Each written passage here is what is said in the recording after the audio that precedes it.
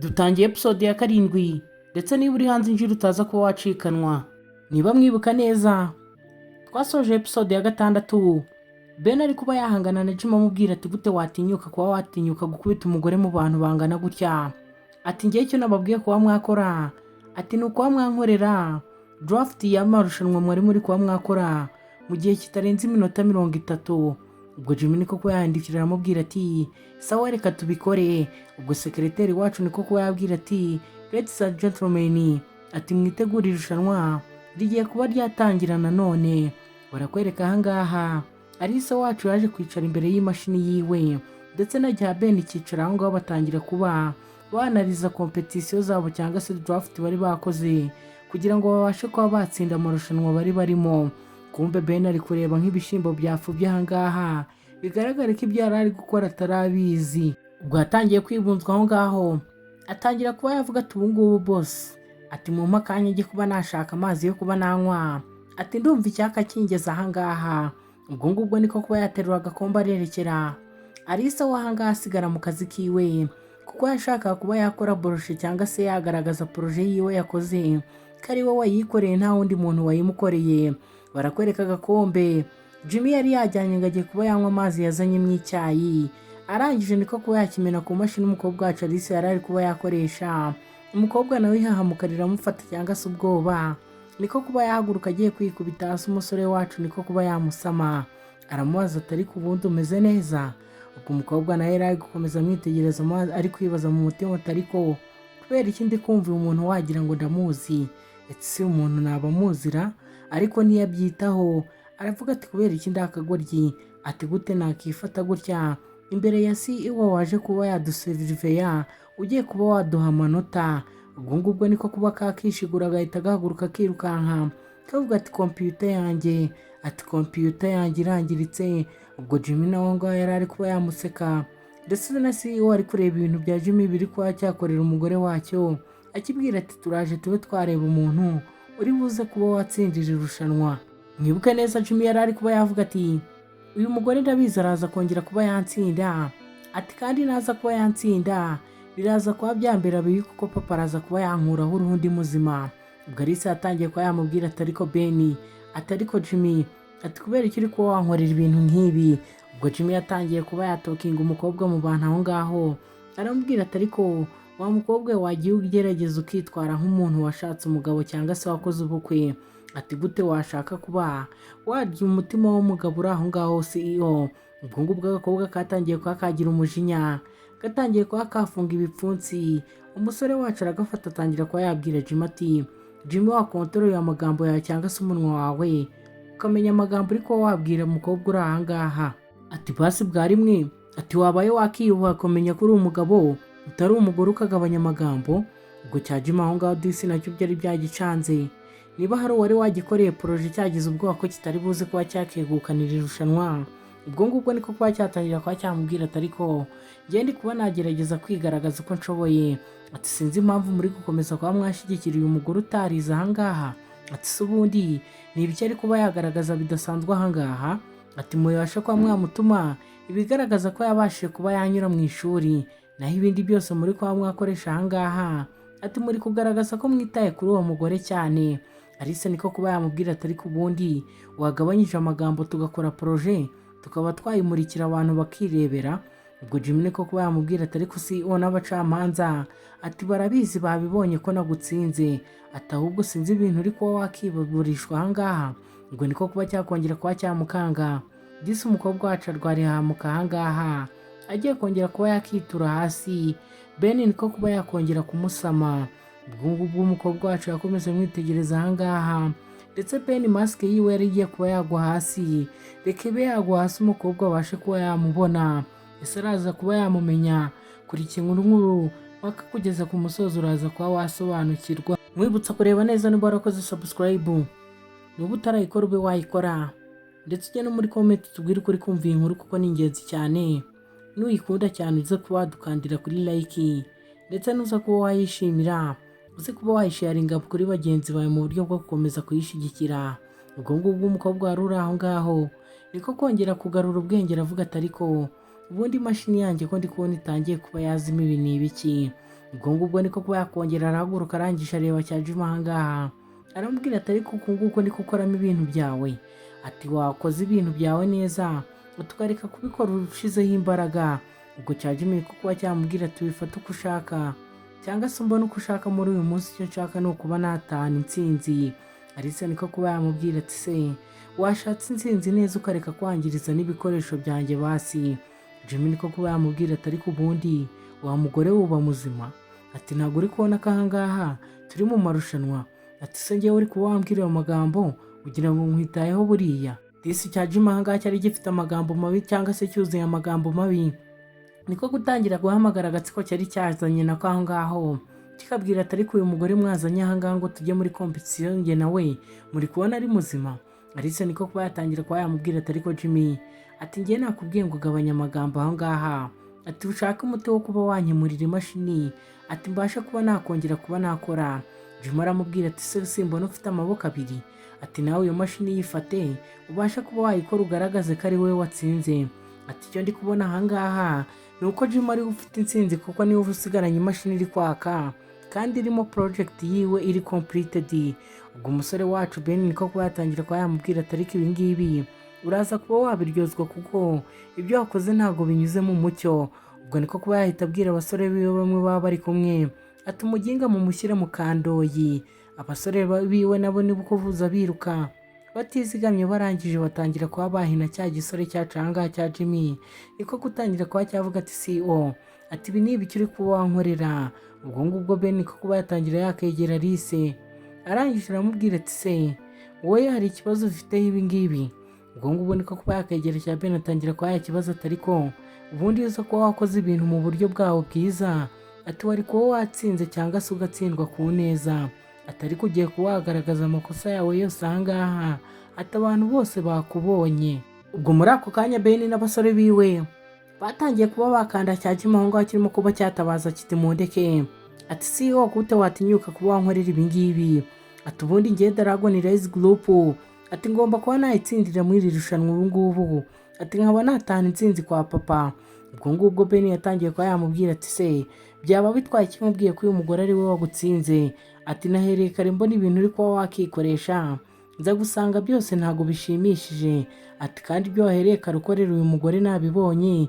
Disi yari ari kuba yavuga umugore ngo Alice ataza kuba yamenya ko ari umugabo wiwe uri aho ngaho. Ubwo ngubwo cya Jimmy nacyo cyari kiri aho ngaho hasi ndetse n'ikiyamakosa cyari kimaze kuba cyamena icyayi cyangwa se ikawa muri mashini y'umukobwa wacu Alice ahangaha, niko umusore kuba yafata akavide cyangwa se ka gacupa yabashije kuba yazanamo ikawa arangije aramubwira ati ubundi tekereje cyangwa se iyo uramutse ukoze ku mugore wanjye ni nk'aho ari uba ushaka, ati ubu ngubu ngiye kuba namuhorera, ati kandi ndabizi uraza kuba wababara.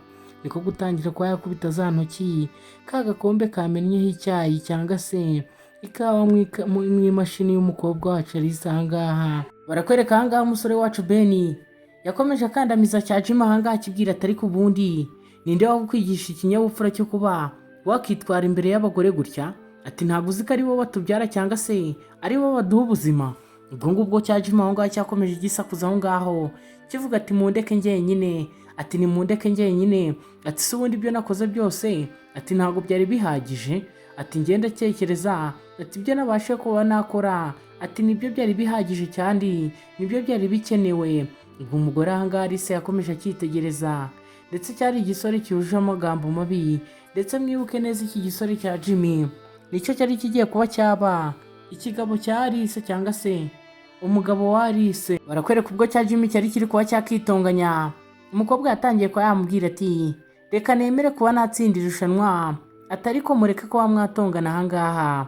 CEO niko kuba yatangira kuba yabwira umukobwa wacu Alice ahangaha ati wakoze cyane kugira ngo ubashe kuba watsindira irushanwa, ati kubera icyo wava ku bintu byoroshye. Ubwo umukobwa Disi ahangaha yari amaze kuba yarambirwa n'amagambo cya Jimmy kiri kuba cyakoresha ahangaha mu bantu, niko kuba cyabwira Jimmy ati Jimmy ndabyemeye uratsinze, atari koreka kuba wakomeza kuba wakoresha amagambo ameze gutya ahangaha. Ubwo Jimmy niko kuba yamubwira ati nari nakubwiye ko ndi buze kuba nagutsinda, sinzi impamvu wakomeje kuba wangora. ubwo umusore niko kuba yatangira kuba yakanda ku mashini cyangwa se kuri keyboard y'umukobwa, atangira kuba yamubwira ati imashini irakoze. ubwo ngubwo umukobwa niko kuba yatangira kuba yakwirara aho ngaho ku ruhande, umusore atangira kuba yamubwira ati ngiye kuba nagukorera imashini. ubwo umusore yatangiye kuba yamubwira ati ubu ngubu humura ntiwuze kuba wagira kugira ikibazo, ati imashini yawe ngiye kuba nayikora yongere ikore ibe muryerye. ubwo agakobwa ahangaha katangiye kuba kakishima. disi murabizi nk'abantu bize amakode, yatangiye kuba yayatsa screen yarangije ashyiramo kode zigarura projet cyangwa se data zari zibitse mu mashini. barakwereka cya jima aho ngaho cyatangiye kuba cyakikanga kiri kuba cyavuga ati ubu ngubu bigiye kuba byandangiriraho. disi umusore wacu uri ahangaha imashini yarayikoze irongera igaruka ku murongo ndetse iraka, ndetse na ya projet cyangwa se data Alice yari kuba yakora iragaruka. niko kuba kahindukira karamubwira ati CEO urakoze, ati CEO urakoze. ubwo Ben niko kuba yamubwira ati nta mpamvu yo kuba wanshimira, ati ahubwo weba wagaragaza projet yawe ku bantu bawe. ubwo ngubwo cya Jimmy niko kuba cyavuga ati oh my god, ati papa araza kuba yanyica, ataraza kuba yankuraho urundi muzima noneho. disi babacamanza nabo batangiye kuba bavuga ati bwa mbere hari habashije kubaho kwibeshya, atari ko uyu mukobwa ararenze rwose. ubwo Alice yatangiye kuba yakivugisha mu mutima ati kubera iki CEO akunda kuba yamfasha, ati nzamwitura iki. ubwo ngubwo abacamanza bari aho ngaho, sekretari wacu nawe niko kuba yaza gutangaza uwatsinze ahangaha. niko kuba yavuga ati madamu Alice uri ahangaha, atubashe kuba watsinda irushanwa, ati ndabinginze, ati nimwakire madamu wacu Alice. ubwo ngubwo barakwereka Jimmy wari wakomeje kurwana hatana intsinzi ndetse yaratsinzwe, arangije intsinzwi nayo imutanga mu rugo. ubwo ngubwo niko kuza ahangaha kirakaje mu rugo gihura na papa wacyo, niko kuba yatangira kugitimbura. kumbe iki cyana ni icyana kivuka cy'umuvandimwe wa Ben ariwe Christian. ubwo ngubwo cyatangiye kuba cyavuga ati papa gute watinyuka kuba wankorera ibingibi, ati kandi nakoze uko nshoboye ngo mbashe kuba natsindira ririya rushanwa, ati gute uri kuba wankorera ibingibi. ubwo Christian yatangiye kuba yabwira icyana cyiwe ati ubundi kubera ikinabyaye icyana kidashobotse kidafite n'ubwenge. ubwo ngubwo cya Jimmy niko kuba cyatangira kuba cyavuga ati papa ubundi uratekereza ko nari kubasha kuba natsinda gute irushanwa mbere y'uko irushanwa twari turimo gukora CEO yari ari kuba yafashe uriya mugore bita Alice. ubwo ngubwo papa niko kuba yamubwira ati imyitwarire mibugire rega niyo yari gutuma udatsinda hariya, ati se urabona wari kujyana imyitwarire yawe mibi, ati ukaza kuba watsinda gute, ati ibyo wakoze byose hariya, ati nabashije kubyumva nta kinyabupfura cyari kirimo. ubwo cya Jimmy niko gutangira kuba cyamubwira ati se washakaga ngo nakitinge gute cyangwa se nkure gute. ubwo bakiri kuburana aho ngaho barakwereka CEO wacu Ben yahise agera ahangaha. ubwo papa wa Jimmy niko kuza avuga ati CEO, ati nawe uri ahangaha, ati ndagusaba imbabazi ku bw'umwana wanjye yakoze hariya, ati rwose ninjye papa wabyaye ikigoryi ahangaha, ati mu izina ry'iwe mbashije kuba nagusaba imbabazi. disi papa Jimmy ndetse ariwe Christian ntabwo yabashije kuba yamenya ko wari kuba yasaba imbabazi ari umuvandimwe we mutoya yahoze abwira nabi cyangwa se atoteza anamuvana mu rugo iwabo akiri umwana. ubwo ngubwo CEO wacu Ben niko kuba yatangira kuba yavuga ati ese uri kuba watekereza ndinde, ati nta nubwo wabasha kuba wasubiza inyuma ngo ubashe kuba wamenya uwo ndi we. ubwo niko kuba yamubwira ati cyakoze wabyaye umwana ufite imico mibi, ati kandi umwana wawe kuba yakorwa isoni cyangwa se yaterwa isoni n'ibikorwa byo akomeza kuba yakora bitari iby'ingirakamaro, ati gute umwana wawe ubundi utabashije kuba wamuha uburere bukwiye. ubwo papa we Christian niko kuba yatangira kuba yabwira icyana cyiwe ati ntabwo uri kuba wakumva, ati saba imbabazi aka kanya. ubwo icyana niko kuba cyatangira kuba cyabwira papa we kiti papa ngiye nsaba imbabazi, ati njye wari kuba wabaye uwa mbere, ati none ngiye nsaba imbabazi umugabo uri ahangaha utagize ikintu na kimwe mfasha wafashije umugore. ubwo ngubwo Christian niko kuba yamubwira ati saba imbabazi warwanayo nibyo bikugira umugabo. barakwereka ahangaha Ben yatangiye kuba yabwira Christian ati umwana wawe rwose nta kinyabupfura na gike afite, ati ntabwo agomba kuba yaba umuyobozi wa kampani, ati ahubwo byaba byiza ubashije kuba washaka undi muntu usimbura uyu mwana wawe kuko yuzuye ubugoryi bwo kuba ataba umuyobozi ngo abashe kuba yayobora abandi bantu, ati gute atinyuka kuba yavuga amagambo ameze kuriya imbere y'abantu ndetse akayabwira umugore. ubwo icyana cyatangiye kuba cyarakara cyajima aho ngaho. Ese niko kuba yagifata arakibwira ati CEO atari kuba yavuga ukuri, ati CEO ari kuba yavuga ukuri. Ubwo ngubwo Christian niko kuba yareba hasi arangije abwira CEO ati inkweto zandi kubona zanduye, ati reka mbe nagufasha nzihanagure. Kumbe ubwo barimo ari muri ibyo byose cyangwa se bari kuvuga ibyo ngibyo, barakwereka Alice yari ari aho ku ruhande ari kuba yabireba, ndetse abona Christian yari amanutse agiye guhanagura inkweto z'umusore CEO aho ngaho. Atangira kuba yafata telefone avuga ati kanze mbe nahamagara umugabo wanjye nge Ben namubwira ibyabaye cyangwa se mubwire ko n'umuvandimwe wiwe ujye uhora amubwira nabi nawe yahuye n'umuntu ubasha kuba wamubwira nabi muri uyu munsi, cyangwa se wamwishyura inabi cyangwa inabi akorera Ben. Ubwo ngubwo gutangira kuba yahamagara Ben, mwibuke yari ari aho ngaho telefone yiwe itangira kuba yasona. Alice niko gutangira kuba yavuga ati ariko kubera iki ibi bintu bikunda guhurirana, ati kubera iki bikunda guhurirana. Ubwo ngubwo nawe yakomeje ahagaze aho ngaho afashe kuri telefone idakomeza gusona cyane. Alice niko kuba yavuga ati kambe nareka no kumuhamagara kwanza, ati ahubwo nihute tujye guhurira mu rugo aba ariho tubiganirira, ati kandi ndabizi araza kuba yakishima kubera intsinzi nabashije kuba nageraho. Ubwo umusore Ben ahangaha nawe niko kuba yakinjira mu modoka huti ngo abashe kuba yatanguranwa n'umugore we ataza kuba yamutanga mu rugo. Disi muribuka neza uyu munsi ko wari wabaye muremure, niyo yatangiye kuba yakuramo mask arangije atangira kuba yakiruhutsa. Aravuga ati si ibyo nari mbonye, yari agiye kuba yahura n'iby'imbwa yahuriye nabyo ku mugezi. Kumbe bari bagiye kuba bamufata muri uyu munsi ariko biza kurangira atamufashe. Barakwereka mu byarihuse rero. Tugaruka ahangaha mu rugo, umugore yatangiye kuba yaganirira umugabo ukuntu byagenze. Atangira kuba yamubwira ati sheri, ati uyu munsi wabaye muremure, ati kandi wari uragatangaza. Ubwo Ben nawe yatangiye kuba yamubaza nk'umuntu utabizi. Atangira kuba yamubaza ati se ku kazi byagenze gute, cyangwa se ibyo mwari murimo byagenze gute.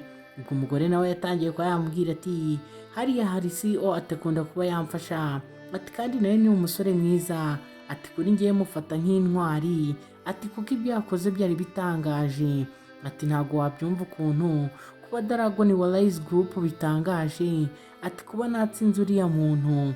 Ubwo yatangiye kuba yamubwira ati Jimmy yakomezaga azana amagambo atari meza, atariko CEO agakomeza kuba yabyirengagiza. Ubwo umusore yakomeje kuba aho ngaho yumva amagambo umukobwa ariko yamubwira, atangira kuba yakwibaza ati se ninde waba umuzi. Ubwo umukobwa niko kuba yakomeza kuba yamubwira ati njye sinzi n'impamvu ndi kumva natangiye kuba namwishimira, ati ubundi ati ntabwo yari kuba yaza ahangaha mu rugo, ati nkaba namukwereka, ati n'ubundi ko nabonye nta kibazo cyiwe. Ubwo umusore aho ngaho yatangiye kuba yarakara. Umugore arangije aramwitegereza aramureba, arangije umusore niko gutangira kuba yamubwira ati ndatekereza Jimmy na papa we imico yabo itazahinduka. Ariko ubwo Alice niko kuba yamubwira ati nanjye simbizi ukuntu bariya abantu bameze, atari ko tugomba kuba twabireka, ntabwo tugomba kuba twabakomeza kuba twabashyiraho amaso kuko nabo mbanza atari bo. Ubwo umusore aho ngaho yatangiye kuba yavuga ati kubera iki ubundi uri kuwambwira amagambo atakagize undi musore cyangwa se undi mugabo gutyo. Disika Alice karamurebye karangije gatangira kuba kakibwira ati Ben ntabwo ngomba kuba namubabaza, ati ndetse namusezeranyije ko nzamwitaho, ati rero ibyishimo byiwe ni inshingano zanjye. Ubwo ngubwo niko kwa kamwegera gake karangije karamubwira ati ariko urabizi ndagukunda, niko kwa kamuha agasomyo. Ben nawe nk'inkwakuzi niko kuba yakibwira ibyo umukobwa yari ari kuba yamubwira, arangije nawe yongeramo. Ubwo ngubwo batangiye kuba barebana utwana mu maso. Disi urabizi waguhaye rimwe cyangwa se hari amahoro umuhoro urogosha. Ubwo batangiye kuba bakikinira imikino yabo aho ngaho muri salo. Sinzi ngo ka kana k'agafana kabo kagiye hehe, kariya nanjye kajya kamfasha kuba nabafana igihe babashe kuba bakigira muri ibi bintu, kuko kaba kari kubareba kavuga ati dore aba nibo babyeyi banjye. Ubwo umugore yatangiye kuba yabwira umugabo we ati urabizi ni njye nawe mpaka ku iherezo, ati kandi nubwo ubukwe bwacu bwabaga, ati nagusezeranyije ko ari njye nawe ko tuzabana ku buziraherezo, kandi ko ngomba kuba nafata inshingano nkakwita wowe n'umwana wanjye. Ubwo ngubwo bari muri ibyo ngibyo, umusore yari agiye kuba yabona ka gashanete wa mukobwa yari yambaye mu izosi, arangije ariko abanza kuba yakitaba telefone. Ubwo umugore niko kuba yamubwira ati banza witabe telefone, ati tubone twasubira mu byo twari turimo. Ubwo umusore ahangaha yaje ahangaha kuri telefone atangira kuba yakitaba, ndetse wa mukobwa wacu cyangwa se Alice yatangiye kuba yahisha ka gashanete ngo uyu musore ataza kuba yakabona. Ese uyu mukobwa wacu Alice ni irihe banga riri muri iriya shanete akomeza kuduhisha ataratubwira cyangwa se atarabwira umusore wacu babana Ben ahangaha mu nzu? Dukoreye subscribe utazacikwa na episode izakurikira, kandi ujye no muri comment tubwire ukuri ko ni inkuru, ndetse uza kudukandira kuri like ni ingenzi cyane, kandi uze kwibuka sharing iyi nkuru kuri bagenzi bawe.